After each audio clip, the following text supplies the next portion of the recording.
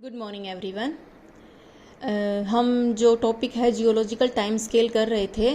Then geological time scale क्या है कि एक क्रोनोलॉजिकल सिस्टम होता है जो कि अर्थ की 4.6 बिलियन ईयर्स हिस्ट्री को डिफरेंट इंटरवल्स ऑफ टाइम में डिवाइड करता है on the basis of major geological and biological events.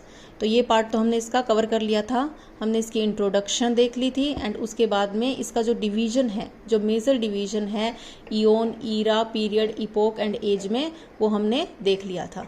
हमने प्री कैम्ब्रियन टाइम्स को देखा था जिसमें क्या है, हमने हेडियन इयोन सबसे पहले, उसके बाद में हमने आर्कियन इयोन, उसके बाद में हमने प्रोटेरोजोइक इयोन को कवर कर लिया था।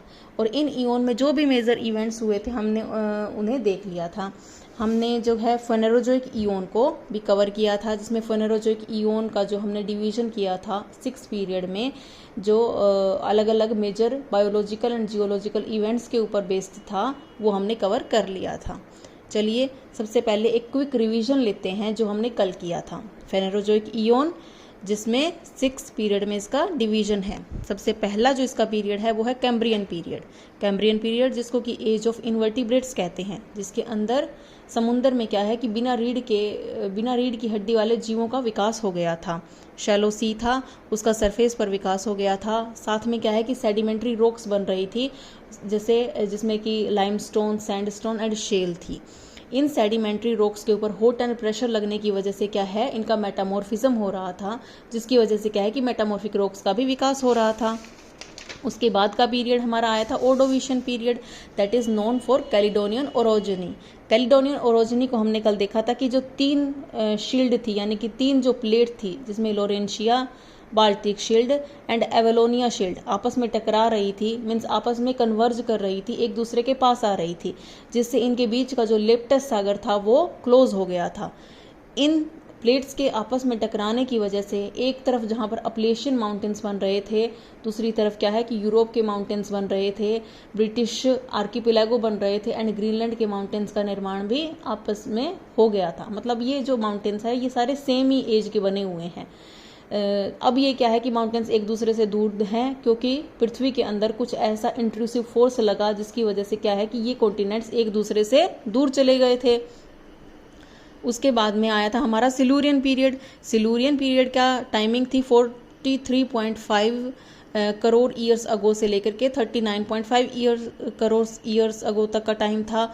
इसमें क्या है कि मेनली ओशन में इन्वर्टिब्रेट्स थे, यानी कि बिना रीढ़ की हड्डी वाले जीव थे, और ऐसी वनस्पति का विकास लैंड सरफेस के ऊपर हो गया था जो कि लीफलेस थी, यानी कि लीफलेस वेजिटेशन थी। इसकी वजह से क्या है कि पृथ्वी की जो लैंड सरफेस थी उसके ऊपर किसी प्रकार का कोई जीवन नहीं था। पृथ्वी के अंदर जीवन था तो वो ओशियन में था। ओशियन में यानी कि ओशन में साइनोबैक्टीरिया भी थे, उसमें प्रोकैरियोटिक सेल्स वाले ऑर्गेनिज्म भी थे, उसमें यूकैरियोटिक सेल्स वाले ऑर्गेनिज्म भी थे, जिनके अंदर क्या है कि ट्रू न्यूक्लियस थी। एक तरफ जहाँ पर सिंपल लाइफ की बिगिनिंग हो गई थी, धीरे धीरे क्या है कि कॉम्प्लेक्स लाइफ की जो है वो विकास हो गया था। उसके बाद में हमारा पीरियड आता है डिवोनियन पीरियड। डिवोनियन पीरियड को एज ऑफ फिशेस बोला जाता है, क्योंकि यहाँ पर ओशियन के अंदर क्या है कि फिशेस में बहुत ज़्यादा डाइवर्सिटी देखी गई थी, बहुत ज़्यादा मतलब उनका अच्छे तरीके से पीक पे पहुंच गया था फिशेस का विकास। इसीलिए क्या है कि इसको एज ऑफ फिशेस के नाम से जाना जाता है। धीरे धीरे क्या है कि स्थल के ऊपर, लैंड सरफेस के ऊपर ऐसी वेजिटेशन ने स्थान ले लिया था जिसके की लीफ थे, यानी कि जिसके की पत्ते थे। इसीलिए क्या है कि लैंड सरफेस के ऊपर भी जीवों का विकास होने लगा था, क्योंकि उन्हें वहां पर अपना भोजन मिलने लगा था। तो एम्फीबियन का विकास हो गया था। एम्फीबियन वो जीव होते हैं जो कि स्थल में भी रह सकते हैं और समुद्र में भी रह सकते हैं। इनका जो एग्जाम्पल है like millipedes, spider, wingless insects, ये इनका एग्जाम्पल है। ओके, देन हमारा आया था Carboniferous period. Carboniferous period is known for carbon. Carbon मतलब कोल फॉर्मेशन, मीन्स एवरग्रीन फॉरेस्ट का विकास हो गया था, क्योंकि बारिश, रेनफॉल की दशाएं आ गई थी, जिसकी वजह से फॉरेस्ट का विकास हो गया था। और इन पेड़ों के दबने की वजह से क्या है कि कोल का फॉर्मेशन हो गया था। धीरे धीरे क्या है कि एक आर्मोरिकन मूवमेंट हुई थी, जिसकी वजह से क्या है कि यूरोप के माउंटेन्स जो है मेन वो बने थे। आर्मोरिकन मूवमेंट जो है उसके ऊपर मैंने शॉर्ट्स बना रखा है, तो आप इसको अगर अच्छे से समझना चाहते हो तो वो शॉर्ट्स आप देख लेना। उसके बाद में आया था Permian period. Permian period is known for the tectonic movements. जिसकी वजह से क्या है कि जो कॉन्टिनेंट्स है सुपर कॉन्टिनेंट पेंजिया बन गया था, जिसकी वजह से जो है वो कॉन्टिनेंट आपस में एक दूसरे से दूर दूर जाना शुरू हो गए थे, और जो भी नॉर्दर्न हेमिस्फीयर था और सदर्न हेमिस्फीयर था उसके अंदर अलग अलग क्लाइमेट बनी हुई थी। अब पर्मियन जो पीरियड था उसके बाद आपका जो पीरियड शुरू होता है वो है Triassic period. But Permian period के बारे में हमें एक जो महत्वपूर्ण इवेंट है उसकी जानकारी होनी बहुत ज़्यादा ज़रूरी है, क्योंकि एक बहुत बड़ा एक्सटिंक्शन जो है वो पर्मियन पीरियड में हुआ था। The mass extinction in the Permian period which is known as the Permian Triassic mass extinction which makes the boundary between Permian and Triassic period. Means एक ऐसा मास एक्सटिंक्शन हुआ था पर्मियन पीरियड के and में, जिसने क्या है कि पर्मियन पीरियड और ट्रियासिक पीरियड के बीच में एक बाउंड्री सेटअप कर दी थी। यानी कि पर्मियन पीरियड में उस एक्सटिंक्शन की वजह से, उस विनाश की वजह से पृथ्वी के ऊपर जो जीवन का विकास हुआ था, चाहे फिर वो ओशन पे हुआ हो, ओशन में हुआ हो या फिर लैंड सरफेस पे हुआ था, उसकी बहुत सारी स्पीसीज खत्म हो गई थी। ओके, तभी इस एक्सटिंक्शन को ग्रेट डाइंग एक्सटिंक्शन बोला जाता है। मीन्स अगर हम किसी के लिए ऐसे वर्ड का यूज करें that it is great dying, मतलब कितना बड़ा एक्सटिंक्शन ये रहा होगा, largest mass extinction in the earth history, इसीलिए इसे क्या है कि ग्रेट डाइंग एक्सटिंक्शन या लार्जेस्ट मास एक्सटिंक्शन बोला जाता है। अब ये हुआ क्यों था, इस एक्सटिंक्शन का कारण क्या था? Because of the volcanic eruption. पृथ्वी के ऊपर क्या है कि ज्वालामुखी उद्गार बहुत ज़्यादा मात्रा में हो रहे थे, जिसकी वजह से क्या है कि बहुत सारी ऐसी जहरीली गैसें वायुमंडल में आ गई थी, जिसमें आप जैसे कार्बन डाइऑक्साइड हो गई है या सल्फर है और मीथेन है, ऐसी गैसेस ने क्या है कि पूरे के पूरे वायुमंडल के ऊपर अधिकार कर लिया था, जिसकी वजह से ऑक्सीजन जो है वो कम हो गई थी। अब ऑक्सीजन कम होगी तो यानी कि जीवों का विकास नहीं होगा। ओशियन में क्या है, ऑक्सीजन की कमी के कारण 90 से 95% जो मैराइन स्पीसीज थी, 90 to 95% मैराइन स्पीसीज का एक्सटिंक्शन हो गया था।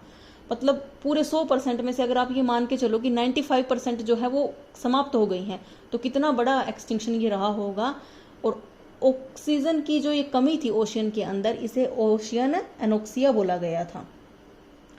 दूसरी ओर क्या है, जो 70% टेरेस्ट्रियल वर्टिब्रेट्स थे, यानी कि जो टेरेस्ट्रियल पे लैंड सरफेस के ऊपर भी रीढ़ वाले जीवों का विकास हो रहा था, 70% उनका भी विनाश हो गया था। तीसरा इसका जो मेन था पर्मियन एक्सटिंक्शन का वो कारण था, वो ये जो मतलब इफेक्ट था वो ये था कि बहुत ज़्यादा इंसेक्ट्स जो है वो समाप्त हो गए थे। ओके, तो आप पर्मियन एक्सटिंक्शन को अच्छे तरीके से समझ सकते हो that it is in the end of the Permian period, जिसकी वजह क्या थी, वोल्केनिक इरप्शन थी, और जिसका इफेक्ट क्या था, 90 to 95% मैराइन स्पीसीज समाप्त हो गई थी, 70% टेरेस्ट्रियल वर्टिब्रेट समाप्त हो गए थे, और जो बहुत सारे इंसेक्ट्स थे उनके ऊपर भी बहुत बड़ा गलत असर पड़ा था, यानी कि वो भी बहुत मात्रा में समाप्त हो गए थे। रीज़न था इसका वोल्केनिक इरप्शन। वोल्केनिक इरप्शन की वजह से कुछ जहरीली गैसें थी जो कि आपकी वायुमंडल में आ गई थी।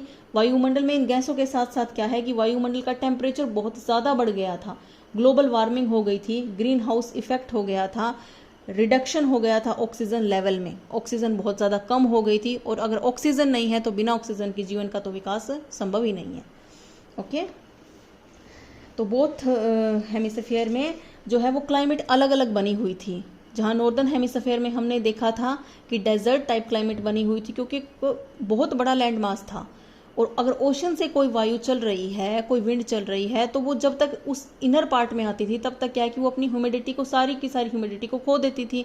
तो इस वजह से क्या है कि वहाँ पे डेजर्ट टाइप क्लाइमेट बनी हुई थी। दूसरी ओर हमने देखा था कि सदर्न हेमिस्फीयर था। सदर्न हेमिस्फीयर में क्या है कि एक ग्लेशियल टाइप ऑफ क्लाइमेट बनी हुई थी, क्योंकि वो साउथ पोल के पास था, जिसकी वजह से जो इनकमिंग सोलर रेडिएशन थी वो स्लंटिंग थी, इसीलिए वो फोकस नहीं कर पा रही थी अच्छी तरीके से, और टेम्परेचर जो है वो इस वजह से कम बना हुआ था। अब टेम्परेचर कम होगा तो यानी कि क्या है कि ग्लेशियल टाइप ऑफ क्लाइमेट हमें मिलेगी। तो इस तरीके से कि दोनों के दोनों हेमिस्फीयर में क्या है कि अलग अलग टाइप की क्लाइमेट हमें मिली थी। अब ये जो पर्मियन पीरियड में मास एक्सटिंक्शन हुआ था, इसके रिकवर होने में बहुत ज़्यादा टाइम लग गया था। अब जैसे कोई भी इंसान है वो बीमार हो जाता है तो क्या है कि उसको रिकवर होने में कुछ ना कुछ टाइम तो लगता ही है। जब हमें कुछ टाइम लग जाता है तो क्या है, वो तो बहुत बड़ा एक्सटिंक्शन था जहाँ की सारी स्पीसीज ही खत्म हो गई थी। तो उस एक्सटिंक्शन के लिए रिकवर करने के लिए तो बहुत लंबा टाइम पीरियड लगेगा। तो कितना टाइम पीरियड लगा था? 5 to 10 मिलियन ईयर्स लगे थे। 5 से 10 मिलियन ईयर्स का टाइम लगा था उस एक्सटिंक्शन से रिकवर होने के लिए हमारी पूरी की पूरी अर्थ को। आफ्टर दिस एक्सटिंक्शन, मतलब एक्सटिंक्शन हो गया है, उससे रिकवरी हो गई है, तो क्या है कि एक new group of organism evolve, एक नया जो है ग्रुप ऑफ ऑर्गेनिज्म है, नए जीवों का विकास हो गया है। That is eventually leading to the rising of dinosaurs during the Mesozoic era. यहाँ क्या है कि मेसोजोइक ईरा की शुरुआत होती है और मेसोजोइक ईरा के साथ क्या है कि डायनासोर्स का विकास होता है, यानी कि एक न्यू ग्रुप ऑफ ऑर्गेनिज्म का विकास यहाँ पर हो रहा होता है। उसे क्या है कि डायनासोर बोला गया है। ओके ओके देन, तो क्या है कि पर्मियन पीरियड के जो एक्सटिंक्शन है उसके बाद में हम मेसोजोइक ईरा को पढ़ेंगे। मेसोजोइक ईरा जो है इसका जो टाइम पीरियड है वो क्या है? 22.5 करोड़ ईयर्स अगो से लेकर के 7 करोड़ ईयर्स अगो तक का इसका टाइम है। मीन्स 15.5 करोड़ ईयर्स अगो का 15.5 करोड़ ईयर्स का इसका पूरा का पूरा टाइम है मेसोजोइक ईरा का। मेसोजोइक ईरा जो है उसका डिवीजन किया जाता है मेनली 3 पीरियड्स में। First of all Triassic, then Jurassic and then Cretaceous. Triassic is known for the dinosaurs appeared on the land surface. यानी कि क्या है कि जो ट्रेसिक पीरियड था उसमें डायनासोर्स क्या है कि वो अपीयर हो गए थे, दिखने लग गए थे। जुरासिक पीरियड जो सेकंड था उसमें क्या है कि डायनासोर ने डोमिनेट किया था, मतलब डायनासोर की जो डाइवर्सिटी थी वो बिल्कुल पीक पे पहुंच गई थी। एंड क्रिटेशियस में अगेन कुछ ऐसा एक्सटिंक्शन हुआ था, कुछ एस्टेरॉइड के टकराने की वजह से, जिसकी वजह से क्या है कि जो डायनासोर का एक्सटिंक्शन हो गया था। चलिए ट्रेसिक से शुरू करते हैं। ट्रेसिक पीरियड का जो टाइम पीरियड है वो है 22.5 करोड़ ईयर्स से लेकर के 19.5 करोड़ ईयर्स का इसका टाइम है। ओके इसमें क्या है कि पर्मियन में जो मास एक्सटिंक्शन हुआ था उसके बाद का ये पीरियड है। इसमें क्या है कि हमने देखा था कि 90% जो स्पीसीज है, मैराइन स्पीसीज हैं, वो समाप्त हो गई हैं। 70% जो टेरेस्ट्रियल है वो समाप्त हो गई हैं। जो टेरेस्ट्रियल वर्टिब्रेट्स हैं वो समाप्त हो गए हैं। साथ के साथ में क्या है, कुछ इंसेक्ट्स के ऊपर भी ये असर डाल रहा है, इंसेक्ट्स के ऊपर भी बहुत बुरा असर डाला है। इस एक्सटिंक्शन का रीजन हमने देखा था, क्या था? वोल्केनिक इरप्शन था। वोल्केनो इसका मतलब मेन रीजन था। वोल्केनो ने क्या है कि जो टेम्परेचर है उसे बढ़ा दिया था मतलब क्या है कि ग्लोबल वार्मिंग हो गई थी उसकी वजह से ग्रीन हाउस इफेक्ट हो गया था। इस वोल्केनिक इरप्शन की वजह से बहुत सारी जहरीली गैसें, जैसे कि आप इसमें लगा के चलो, जैसे कार्बन डाइऑक्साइड है एंड मीथेन है, सल्फर है, ये सारी की सारी गैसेस जो है वो अपने वायुमंडल में आ गई थी। और जो ऑक्सीजन था उसका लेवल बहुत ज़्यादा कम हो गया था, यानी कि ऑक्सीजन का लेवल बहुत कम हो गया था। Reduction in the oxygen level वो ओशियन के अंदर भी हो रहा था और वो हमारे वायुमंडल में भी हो रहा था, जिसकी वजह से क्या है कि मैराइन स्पीसीज जो है वो खत्म हो गई थी। लैंड सरफेस के ऊपर क्या है कि टेरेस्ट्रियल जो वर्टिब्रेट्स थे वो खत्म हो गए थे, इंसेक्ट्स खत्म हो गए थे, और ये सारा एक्सटिंक्शन जो है हो गया था। इसीलिए इसको क्या है कि लार्जेस्ट मास एक्सटिंक्शन बोला जाता है। इसको ग्रेट डाइंग पीरियड के नाम से भी जाना जाता है। अगला जो है इसमें इवेंट था कि एक जो सुपर कॉन्टिनेंट था, पेंजिया जिसको बोला गया है, यानी कि सारे के सारे कॉन्टिनेंट्स क्या है कि आपस में जुड़े हुए थे और उनके चारों ओर क्या है कि जो सारा का सारा समुद्र था उसको पेंथालासा बोला गया था। तो इस पूरे के पूरे जो सुपर कॉन्टिनेंट है उसमें दोनों तरफ अलग अलग प्रकार की जलवायु बनी हुई थी। एक तरफ कैसी जलवायु थी? डेजर्ट टाइप क्लाइमेट थी, क्योंकि वहां पर रेनफॉल बहुत कम थी। अब डेजर्ट किसको बोला जाता है? डेजर्ट क्या है कि कोल्ड डेजर्ट भी होते हैं एंड हॉट डेजर्ट भी होते हैं, बट डेजर्ट का मतलब ये होता है कि वहां पर रेनफॉल जो है वो 25 सेंटीमीटर से भी कम हो रही है। एनुअल रेनफॉल जो है वो बहुत कम मिलती है, तो इसीलिए उस एरिया को डेजर्ट बोला जाता है। ओके क्लाइमेट जो है वो इसमें गर्म और शुष्क टाइप की क्लाइमेट बनी हुई थी। मैमल्स का, रेप्टाइल्स का विकास जो है वो हो रहा था। एंड पीरियड के एंड में क्या है कि मास एक्सटिंक्शन हुआ था। वो एंड में हम देखेंगे कि डायनासोर किस प्रकार से एक्सटिंक्ट हुए थे, बट अब यहाँ पर क्या है कि डायनासोर दिखने लग गए थे after the extinction in the Permian period. जो मास एक्सटिंक्शन हुआ था पर्मियन पीरियड में, उसके बाद में एक नई ग्रुप ऑफ ऑर्गेनिज्म का विकास हुआ था, उनका मतलब इवोल्यूशन हुआ था, तो उन्हें डायनासोर बोला गया था। उसके बाद में हम देखते हैं जुरासिक पीरियड, जो सेकंड नंबर पे आता है। जुरासिक पीरियड का जो टाइम है वो है 19.5 करोड़ ईयर्स अगो से लेकर के 13.5 करोड़ ईयर्स अगो तक का इसका टाइम है। ये क्या है? Second period of Mesozoic era है। हमने देखा मेसोजोइक ईरा है, उसका टाइम पीरियड देखा कि 22.5 करोड़ वर्ष पूर्व से वो शुरू हो गया था और 7 करोड़ पूर्व वर्ष तक वो जो टाइम है वो चला था। इसका जो पहला पीरियड हमने देख लिया है कि कौन सा था, ट्रियासिक पीरियड था। ट्रियासिक पीरियड में जो जो इवेंट हुए थे वो हमने देख लिए थे कि पर्मियन पीरियड में एक बहुत बड़ा मास एक्सटिंक्शन हुआ था, जिसको रिकवर करके यहाँ पर क्या है कि कुछ न कुछ डायनासोर अपीयर होने लग गए थे। क्लाइमेट किस प्रकार से बनी हुई थी। Now the second period of Mesozoic era is Jurassic period. Now come to the Jurassic world of the earth history that is located between the Triassic period and Cretaceous period. Means Mesozoic era की जो शुरुआत है वो Triassic period से है और जो इसका एंड है वो क्रिटेशियस पीरियड से है। तो इसके जो बीच का पीरियड है उसको जुरासिक पीरियड बोला जाता है। यहाँ पर क्या है कि ब्रेकअप शुरू होना मतलब ब्रेकअप हो गया था किसका, सुपर कॉन्टिनेंट का। जो सुपर कॉन्टिनेंट है वो विखंडित होना शुरू हो गया था, वो टूटना शुरू हो गया था, जिसकी वजह से क्या है कि नए ओशियंस और सीज का विकास हो रहा था। चलिए पहले इसको समझते हैं कि जुरासिक पीरियड में यानी कि पूरा का पूरा एक सुपर कॉन्टिनेंट है, वो आपस में क्या है कि टूटना शुरू हो गया है, वो विखंडित होना शुरू हो गया है। तो ये वाला जो पार्ट है ये तो नॉर्थ का पार्ट है और ये वाला पार्ट है ये साउथ का पार्ट है। इसे क्या है, इसे लोरेशिया बोला गया है और इसे गोंडवाना लैंड बोला गया है। जब ये पार्ट भी आपस में एक दूसरे से क्या है कि दूर दूर हो जाएंगे तो यहाँ वाला पार्ट तो लोरेशिया है और ये वाला पार्ट जो है वो गोंडवाना लैंड है। ठीक है, इसके बीच में क्या है कि जो सागर है उसे टैथीद सागर बोला गया था। यानी कि जो सुपर कॉन्टिनेंट है वो अगर टूटता है, वो टूट रहा था, तो क्या है कि वो आपस में एक दूसरे से कॉन्टिनेंट्स क्या है कि दूर जा रहे थे, जिसकी वजह से क्या है कि नए नए ओशियन का निर्माण हो रहा था, नए नए सीज का निर्माण हो रहा था। ओके, उसके बाद में है कि क्लाइमेट, जुरासिक पीरियड है उसमें क्लाइमेट कैसी थी। क्लाइमेट जो थी वो generally warm and humid climate थी। इसे क्या है कि गोल्डन एज ऑफ डायनासोर्स बोला जाता है।